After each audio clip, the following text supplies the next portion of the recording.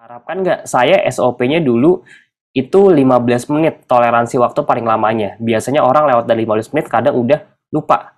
Ya kita aja, kayak kita nih, kita lagi pesan sesuatu atau chat sesuatu atau pengen nanya. Kita kan pasti pengennya sebagai konsumen dibahas dengan cepet gitu.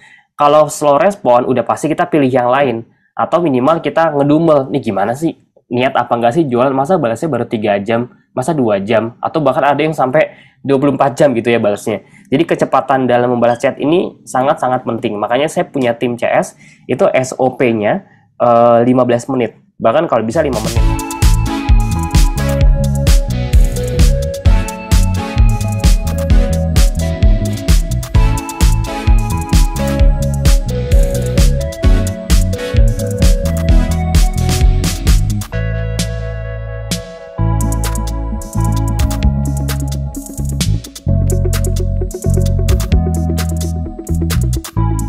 Oke, halo teman-teman semua. Assalamualaikum warahmatullahi wabarakatuh. Selamat datang kembali di video ini. Di video kali ini kita akan bahas tentang salah satu materi yang teman-teman banyak request di kolom komentar YouTube dan DM Instagram. Mas, gimana sih cara naikin closing rate? Saya udah banyak chat yang masuk, tapi yang closing dikit banget dan lain sebagainya. Oke, jadi hari ini kita akan membahas tentang cara meningkatkan closing rate menggunakan WhatsApp. Dan saya akan kasih salah satu materi tambahan atau bonus tips supaya teman-teman bisa hemat ongkir belasan sampai puluhan juta rupiah per bulan, tergantung dari kita berapa banyak produk yang kita jual. Khususnya memang ini berlaku untuk produk yang fisik. Oke, sebelumnya mau ngingetin buat teman-teman yang belum masuk grup Telegram, silakan masuk ke grup Telegram gratis. Di situ saya akan banyak sharing seputar digital marketing. Jadi buat yang belum masuk, silakan teman-teman boleh klik link yang ada di deskripsi ya, gitu. Nah, di situ juga biasanya saya sering ngambil banyak pertanyaan dari situ. Grupnya free, di situ juga banyak pertanyaan yang saya ambil yang biasanya saya jawab lewat YouTube ini. Oke, nah kita langsung masuk aja ke materi utamanya. Sip. Jadi ini sebenarnya berlaku untuk teman-teman yang sudah pernah beriklan. Nah, saran saya buat teman-teman yang belum pernah beriklan atau baru memulai, tonton dulu video sebelumnya. Karena saya udah bikin, ya ada urutannya, jadi teman-teman silakan tonton dari mulai cara bikin fanpage-nya, siapin BM-nya, sampai ke prakteknya. Nah, setelah praktek, biasanya pasti akan muncul kendala baru. Namanya kita melangkah, pasti ada nih di tiap langkah kendala-kendala yang kita alamin. Salah satunya adalah, yang mau kita bahas di video kali ini adalah gimana caranya supaya kita bisa menaikkan closing rate. Jadi orang yang masuk ke WA itu, jadi kita udah ngiklan, ada orang yang WA, ada orang yang isi form. Nah, saya pengen ngebahas dari orang-orang yang menggunakan WhatsApp. Jadi ada beberapa funnel atau customer journey ya. Kan ada orang yang belinya di Shopee, Tokopedia, ada yang belinya di website, ada yang via IG, dan segala macamnya. Nah, salah satunya di WhatsApp. Nah, hari ini saya pengen bahas khusus untuk ke WhatsApp aja. Oke, jadi kalau form ini mungkin agak beda ya polanya atau flow-nya.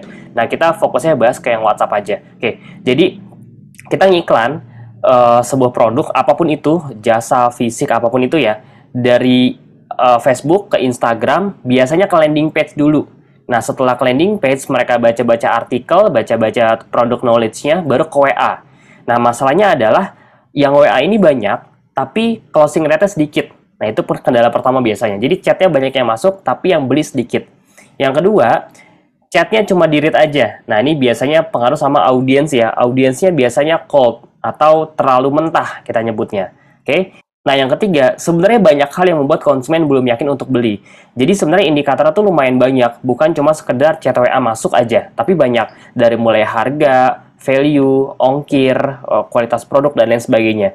Sama aja kayak kita mau beli barang. Biasanya kan kalau kita mau beli barang, walaupun kita udah WA, ada aja hal yang belum bikin kita yakin. Nah, apa sih keyakinan-keyakinan atau keraguan-keraguan yang kita alami sehingga kita belum mau beli produk tersebut? Nah, itu beda-beda. Dan tiap produk pasti beda-beda, karena cara branding orang itu juga beda-beda.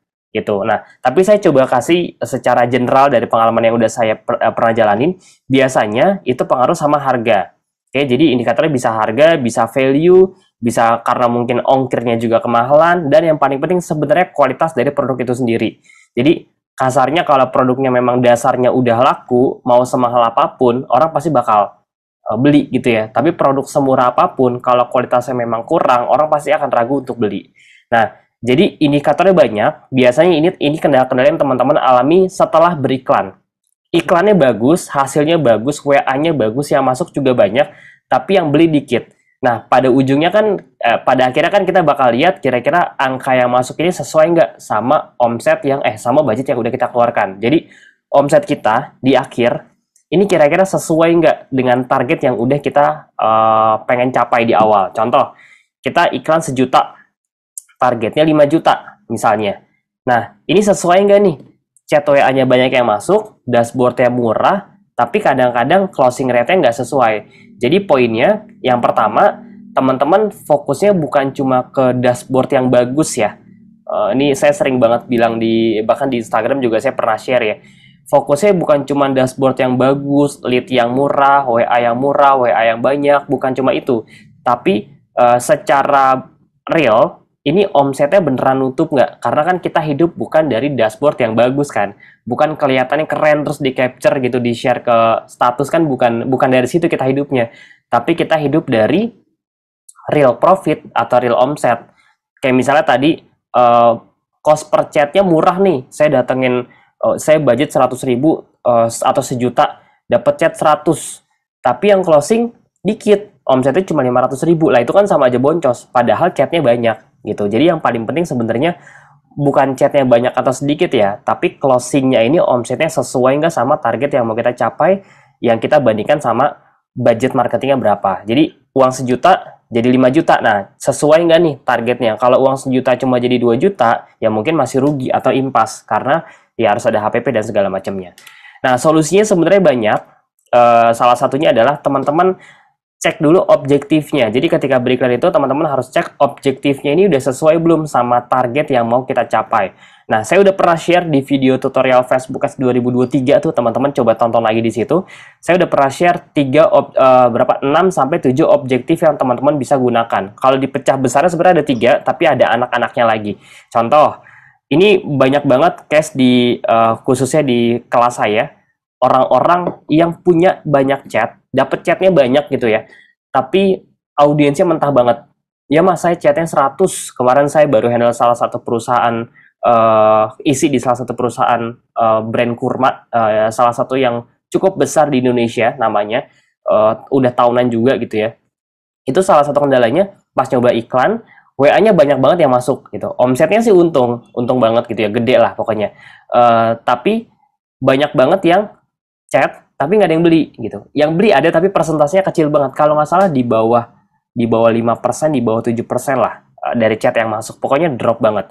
Nah, pas dicek ternyata objektifnya salah gitu. Jadi dari berapa ratus chat yang convert cuma ya tadi 5-7%. Itu kecil banget angkanya. Sedangkan dulu saya waktu di Herbal, di madu slimming buat pelangsing itu bisa 20-30%. Bahkan beberapa kita sampai di atas 30% gitu dari chat yang masuk ya. Gitu. Kalau udah ada promo atau apa ya itu bisa sampai 50% kalau digabungin secara angka secara keseluruhan ya gitu. Nah, ngaruhnya ke apa? Ke objektif. Jadi kalau kita salah pilih objektif, otomatis hasilnya juga akan berbeda. Contoh, kalau di ads itu ada banyak objektif, pilihannya 2 biasanya. Yang pertama, nih kita anggap ke WA ya teman-teman ya. Yang pertama objektifnya pakai engagement terus ke WA ya. Nah, ini inget-inget ya, saya soalnya nggak sambil share screen nih. Engagement, terus ke WA. Itu kan sama-sama ke WA, cuma bedanya kalau engagement ini kan nggak pakai landing page. Jadi kita iklan langsung ke WhatsApp, gitu. Makanya yang WhatsApp bisa banyak, karena nggak pakai filter. Tapi kelemahannya, biasanya audiensnya mentah, karena ada anak kecil yang anaknya kepencet lah, misalnya lagi pegang handphone ibunya, dan lain sebagainya. Jadi, chatnya bisa banyak, tapi audiensnya mentah. Itu yang pertama ya, jadi salah pilih objektif, nggak sesuai sama target market kita. Terus bagusnya pakai apa mas? Bagusnya pakai konversi atau pakai sales, gitu. Oke, jadi jangan lupa diganti konversi atau sales. Harus pakai pixel? Iya, harus pakai pixel. Gimana cara pasang pixelnya? Saya udah pernah bahas di video pixel ya, teman-teman silahkan tonton aja. Oke, yang kedua, biasanya dari sisi CS-nya. Kalau objektifnya udah sesuai, udah pakai leads, udah pakai sales atau udah pakai conversion. Nah, ini speed si CS-nya bener-bener sesuai sama apa yang kita harapkan nggak? Saya SOP-nya dulu itu 15 menit toleransi waktu paling lamanya. Biasanya orang lewat dari 15 menit kadang udah lupa. Ya kita aja, kayak kita nih, kita lagi pesan sesuatu atau chat sesuatu atau pengen nanya. Kita kan pasti pengennya sebagai konsumen dibahas dengan cepet gitu. Kalau slow respon, udah pasti kita pilih yang lain. Atau minimal kita ngedumel, nih gimana sih? Niat apa enggak sih jualan? Masa balasnya baru 3 jam? Masa 2 jam? Atau bahkan ada yang sampai 24 jam gitu ya balasnya. Jadi kecepatan dalam membalas chat ini sangat-sangat penting. Makanya saya punya tim CS, itu SOP-nya 15 menit. Bahkan kalau bisa 5 menit gitu ya dalam membalas chat. Jadi kecuali kalau penuh banget, kalau lagi banyak lagi ada promo atau lagi banyak banget chat, biasanya kita suka kasih broadcast tambahan gitu untuk mereka suruh nunggu. Oke. Yang ketiga, polanya juga ngaruh. Pola dalam membalas chat. Nah, ini juga ngaruh dari sisi CS ya. Jadi dengan kita balas A sama balas B itu pasti hasilnya berbeda. Dengan kitanya pasif atau aktif itu pasti hasilnya berbeda. Jadi pola kita di awal nanya apa sama nanya yang sama ngarahin produk itu pasti beda. Contoh, kita di awal fokusnya kenalan dulu, tanya nama dan lain sebagainya, sama kita yang langsung jualan misalnya nih, itu pasti beda polanya. Nah, setiap produk itu polanya beda-beda, jadi kita nggak bisa nyamain kita harus pakai pola yang mana. Yang jelas teman-teman perlu testing pola. Saya handle chat di properti karena syariah, jadi agak beda pola dalam balas chatnya. Kita nggak bisa langsung belak-belakan karena harus edukasi soal ribanya dulu ya. Soalnya kan pasar saya lebih ke syariah. Beda sama pas saya jualan baju misalnya. Baju ya udah to the point langsung belak-belakan jualan. Jadi polanya agak berbeda gitu. Pas balas herbal pun juga sama. Herbal itu kan biasanya orang nggak langsung yakin karena mereka nggak tahu ini produk apa. Makanya kita perlu edukasi pelan-pelan di WhatsApp gitu. Jadi polanya teman-teman perlu testing ya. Pola terbaik itu seperti apa? Pola terbaik adalah pola yang terus teman-teman testing tiap harinya. Jadi kadang kalau saya bilang yang paling bagus yang A nih, bulan depan belum tentu gitu. Makanya tiap orang tuh punya polanya masing-masing. Nah, teman-teman cari pola atau formula terbaik dalam membalas chat. Ini saya udah pernah bahas nih di materi WhatsApp marketing. Coba teman-teman tonton ya video-video sebelumnya, itu lengkap banget saya ngebahas soal WhatsApp marketing. Yang keempat, auto text-nya biasanya kurang menarik atau agak pasif. Biasanya kita ya pasif ya, cuma balas pertanyaan tanpa kita harus nanya lagi. Wah, ini kalau saya pernah dengar di dunia marketing itu hukumnya haram. Banyak yang bilang seperti itu. Kalau kita cuma merespon secara pasif, haram tuh tanda kutip ya. Maksudnya kita sebagai sales atau sebagai CS lah ya gampangnya. CS itu kan ibaratnya sebagai ujung tombak. Kita datangin traffic sebanyak apapun, tapi kalau CS-nya kurang bagus dalam closing, boncos gitu. Jadi auto text ini dibikin yang menarik, jangan pasif, dibikin lebih aktif. Jadi jangan sampai pertanyaan itu berhenti di kita gitu. Kita selalu bikin arah untuk habis nanya ini kita kasih jawaban apa, tanya lagi gitu. Tapi yang elegan ya, nanyanya tuh bukan ngejar, bukan mohon-mohon gitu ya, bukan yang terlalu hard selling, enggak, itu semua ada polanya gitu. Ya intinya tanya dengan elegan. Nah, saya udah pernah bahas juga di WA marketing ya. Oke, yang kelima, materi plus konsistensi dalam follow up. Jadi 80% orang yang beli produk itu setelah di follow up 8-12 kali. Nah, pertanyaan teman-teman udah follow up berapa kali?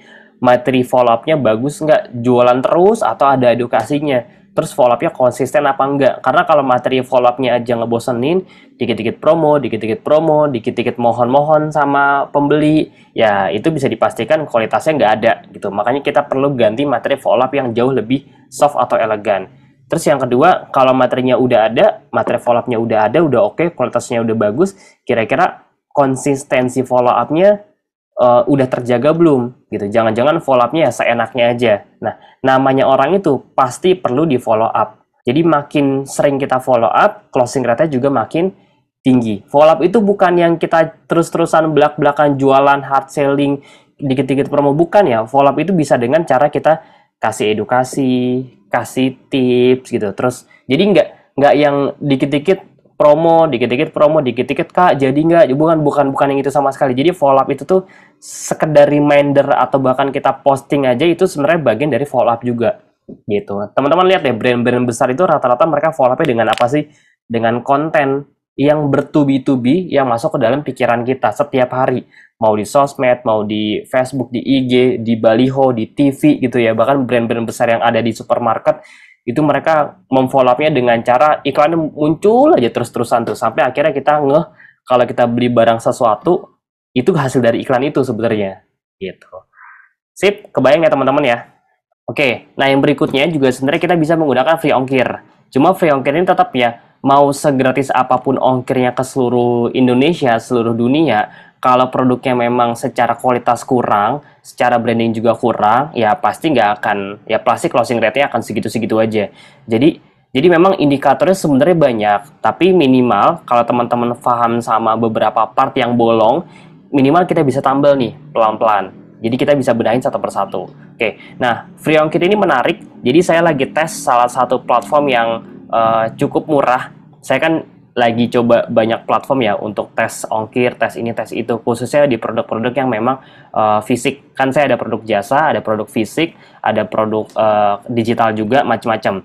Nah untuk yang produk fisik, saya lagi coba di beberapa platform atau ongkir. Oke. Nah, kendalanya kalau kita kasih free ongkir biasanya tekor gitu ya. Jadi yang tadinya harga produk 100.000 dipotong free ongkir misal di 20.000, lumayan kepotongnya 20% kan. Jadi ngegerus profit kita jatuhnya. Nah, makanya saya beberapa hari terakhir ini lagi testing satu platform ongkirnya flat, jadi cuma sekitar 8 ribuan itu buat per 2,3 kilo. Ya, jadi hitungan itu per sekitar 2,3 kilo. Nah, kalau saya hitung-hitung sebenarnya cukup untung karena kalau saya anggap misalnya saya kirim barang 2 kilo yang biasanya harganya 10.000 jadi 20 ribuan kan per 2 kilo.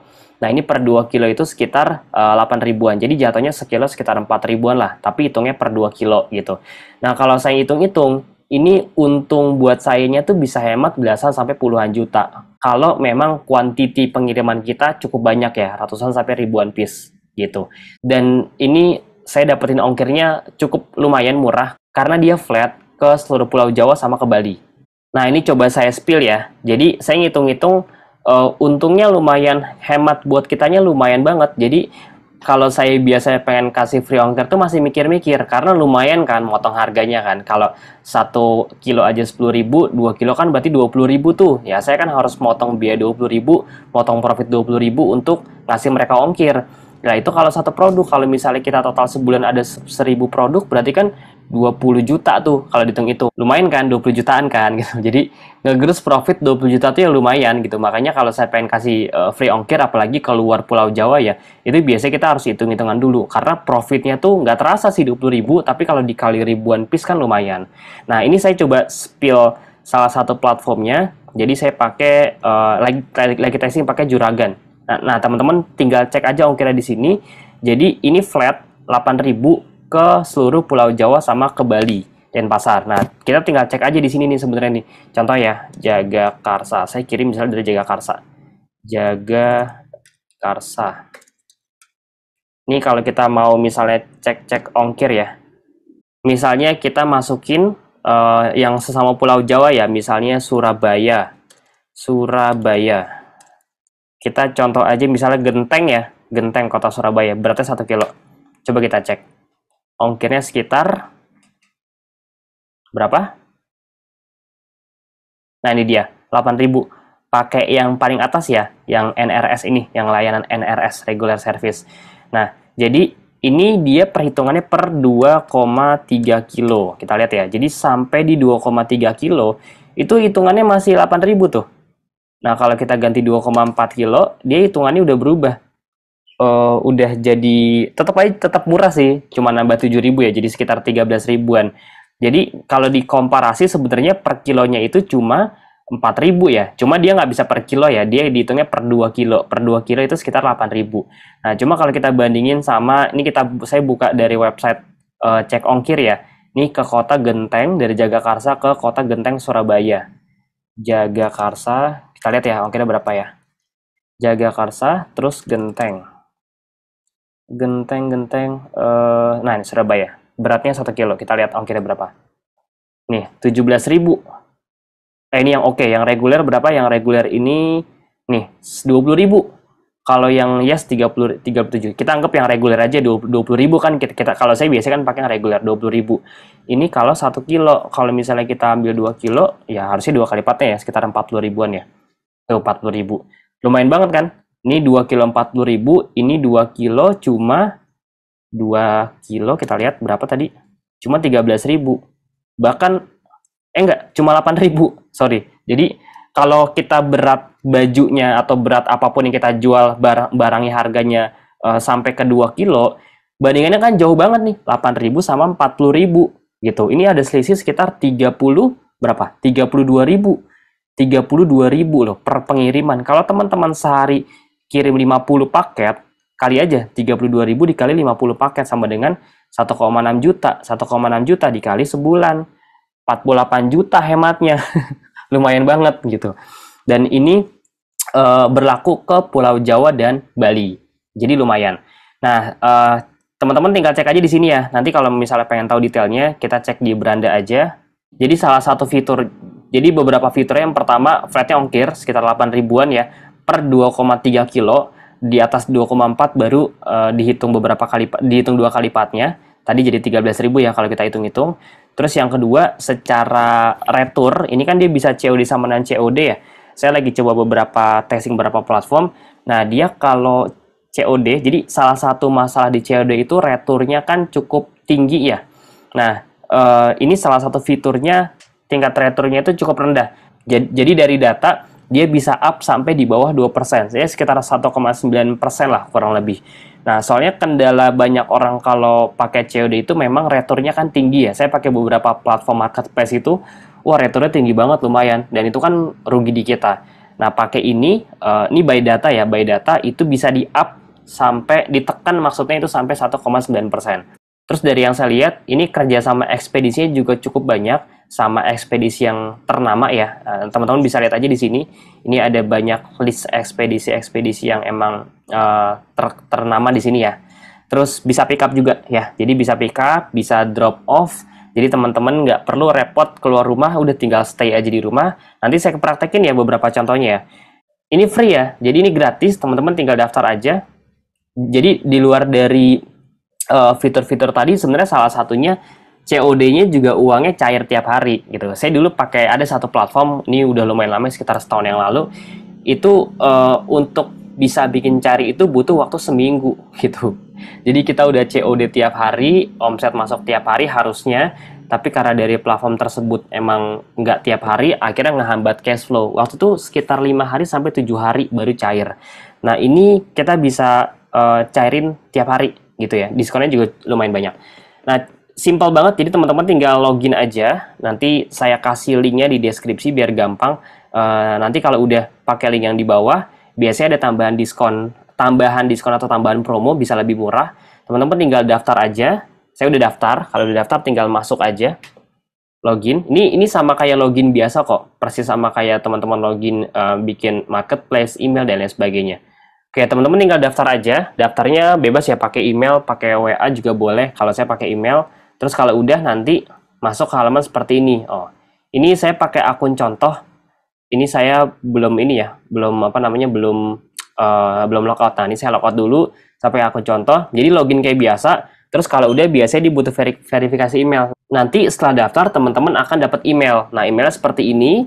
Teman-teman tinggal klik aja di sini activate account. Kalau udah, nanti otomatis akunnya aktif, baru bisa login deh. Nah, kalau udah login, seperti saya tadi, loginnya tadi di tempat yang ini ya. Nih ya, loginnya di sini, tinggal masukin nama, masukin email, masukin password, login, masuk. Terus kalau udah, cara bikin pengirimannya tinggal masuk ke sini aja nih, bikin pengiriman. Nah, ini kan saya udah masukin data nih. Biasanya kalau belum masukin data, teman-teman perlu verifikasi dulu. Kan nanti biasanya suruh isi profil tuh. Nah, di situ kita disuruh masukin foto KTP sama bank ya. Karena nanti buat transfer kan, hasil dari COD-nya kita dapat berapa, cair, nah itu dikirim ke rekening kita. Jadi di situ akan masukin nama rekening, terus foto KTP ya, sama data kayak biasa gitu. Dah, kalau udah tunggu verifikasi 1 kali 24 jam biasanya. Saya sih termasuk yang cepet ya tadi ya. 1 kali 24 jam. Kalau misalnya teman-teman ngerasa lama, di sini ada kolom chat, tinggal chat aja langsung. Udah diverifikasi, sekarang kita tinggal masukin ininya nih. Masukin jenis penjemputannya. Ini kalau kita mau di pick up ya. Ini bisa drop off, bisa pick up. Kalau misalnya kita mau pick up, teman-teman tinggal langsung pilih aja di sini nama penerimanya siapa. Kan ada nama penerima, ada nama pengirim. Nah, teman-teman isi dulu nama pengirimnya, pick up-nya mau di mana. Nih, di sini tinggal edit aja tokonya, nama alamatnya, terus tokonya apa, nomor telepon, kayak biasa lah. Terus kalau udah, tinggal masukin detail baju, detail produknya. Contoh misalnya fashion, baju, kuantitinya misalnya 1, beratnya misalnya 1 kilo. Terus nilai produk misalnya 200.000. Udah kita isi satu-satu, simpan ke katalog produk. Ya, kalau udah tinggal kita isi nama pengirim. Jadi kalau dulu kita harus repot-repot ya pakai catatan gitu ya kan, dulu agak manual ya, harus kirim ke ekspedisi. Kalau sekarang udah via laptop aja kayak gini. Bahkan via handphone juga bisa. Nama penerima tinggal teman-teman isi aja di sini, misalnya siapa nih? Audi. Nomor teleponnya bla bla bla. Ini asal aja ya. Terus kalau udah ketikan nama kecamatannya, misalnya kecamatannya tadi apa? Anggap aja misalnya Jagakarsa. Nah, oke, alamatnya. Nah, tinggal kita pilih jenis transaksi yang mau pakai apa, COD atau non COD. Nah, ini ada harganya kan. Kalau COD nanti ada nilainya berapa, udah tinggal diproses. Kalau non COD berarti kita tinggal pilih non COD. Kita checklist aja. Nah, ini kelihatan ya, 8.000. Kita coba alamat yang jauh deh, Denpasar. Kita lihat, Denpasar, Bali. Nah, 8.000 kan. Bali kan normalnya segini ya, Bali nih. 27.000 tuh, 30.000. Nah, ini kita pakai ini 8.000 ya. Dan ini bisa 2 kilo loh. 2 kilo tuh 8.000. Kita lihat ya. Tuh, 8.000. Kalau 3 kilo baru dia berubah angkanya. Oke, 13.000. 3 kilo 13.000 tuh murah banget loh. Coba kalau kita bandingin sama yang di bawahnya. 3 kilo berapa nih? 81.000. Ini untungnya kan jauh banget ya. Lumayan. Gitu. Sip, anggap aja misalnya 2 kilo ya, 8.000. Udah, kalau udah tinggal kita klik proses. Gitu. Sip. Jadi ini buat saya cukup ngebantu. Salah satu goalnya tadi ya, kalau kita jualan barang fisik yang pasti butuh ongkir, buat saya sih ini ngebantu banget gitu, karena kita bisa hemat ongkir belasan sampai puluhan juta. Ya bahkan kalau teman-teman pengirimannya udah ribuan sampai puluhan ribu piece, ya udah bisa sampai ratusan juta hematnya. Dan biaya marketing belasan puluhan juta itu bisa kita pakai untuk banyak hal. Bisa pakai untuk ads, bisa kita pakai buat hire orang, hire tim konten, dan lain sebagainya.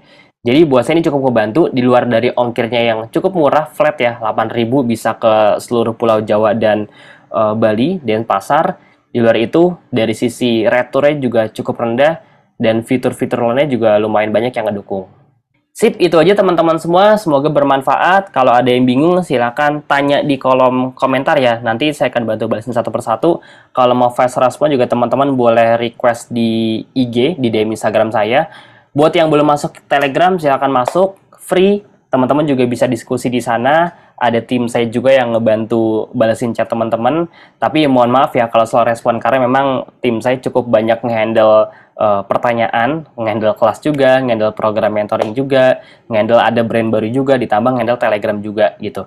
Karena untuk dapat tim yang ngerti Facebook Ads, ngerti digital marketing, itu nggak gampang. Bukan cuma sekedar admin soalnya. Kalau admin mungkin ya gampang ya, tinggal balas-balasin ya. Tapi kalau yang ngerti di digital dan dia praktisi, itu nggak gampang. Jadi mohon dimaklumi ya kalau saya agak slow respon dalam membalas chat dan lain sebagainya. Tapi saya usahakan tetap bisa berbagi sama teman-teman semua. Oke, mudah-mudahan bermanfaat teman-teman semua. Mohon maaf kalau dari saya mungkin banyak kekurangan, banyak kesalahan dari sisi perbuatan, kata-kata, dan lain sebagainya. Mohon dimaafkan, mohon dimaklumi. Semoga bermanfaat. Kalau ada yang mau nanya, monggo silakan tanya jawab. Kalau ada yang mau request materi juga boleh banget. Selama materinya masih nyambung dan saya ada pengalaman buat jawab, insya Allah saya akan bantu. Sip, semangat teman-teman prakteknya. Buat yang baru mulai, saya doakan semoga segera pecah telur, semoga bisa segera dapat 10 juta pertama dari digital marketing, naik sampai 50 juta, bahkan 100 juta per bulan dari digital marketing. Amin. Buat yang udah punya penghasilan, buat yang udah pecah telur, udah tembus 20 juta, 30 juta, semoga makin bermanfaat, bisa ngebantu banyak orang. Dan jangan lupa, ilmunya jangan berhenti di teman-teman semua. Kalau teman-teman ngerasain ada hasil dari digital marketing, silakan di-share ke banyak teman-teman lainnya. Semoga jadi berkah juga. Semoga kita semua bisa terus menebar kebaikan dan bisa jadi tangan panjang Tuhan untuk membantu teman-teman yang membutuhkan di luar sana. Terima kasih banyak, sampai jumpa di video berikutnya. Assalamualaikum warahmatullahi wabarakatuh. Thank you.